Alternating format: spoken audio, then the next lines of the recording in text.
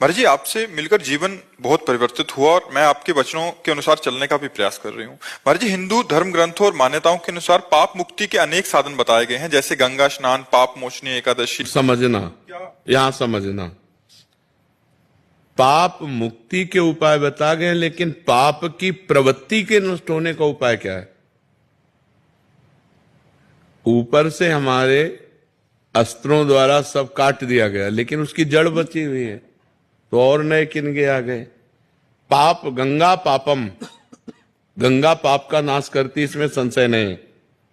लेकिन पाप की प्रवृत्ति, गंगा नहा के आए फिर 100 पाप कर लिए, फिर गंगा नहा के आए फिर 100 पाप कर लिए, तो हाथी स्नान हुआ, हाथी स्नान किया, सूंड से धूल डाल लिया, तो स्नान का मतलब क्या हुआ? तो पाप वास्तविक तो नष्ट नहीं हुए। पाप नष्ट तब माना जाएगा जब पाप की प्रवृत्ति का नाश हो जाए, पाप की जड़ का नाश हो जाए, वो है प्रवृत्ति। बोले बड़ा पाप प्रवृत्ति वाला आदमी है, बहुत पापी आदमी है।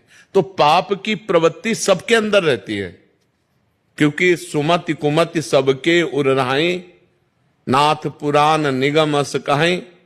तो जहां सुमति है वहां शुभ है, और जहां कुमति है वहां अशुभ है, पाप है।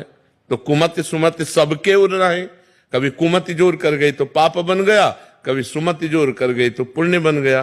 तो तीर्थों के जो उपाय हैं वो पाप नष्ट करने के लिए हैं, लेकिन अध्यात्म जो है वो पाप प्रवृत्ति को नष्ट करता है। गंगा को भी निष्पाप करने की सामर्थ्य एक महात्मा रखता है। तीर्थी कुर्वन्ति तीर्थानि, तीर्थों में चरण रख दे तो तीर्थत्व आ जाए, गंगा को स्पर्श कर दे तो गंगा निष्पाप हो जाए।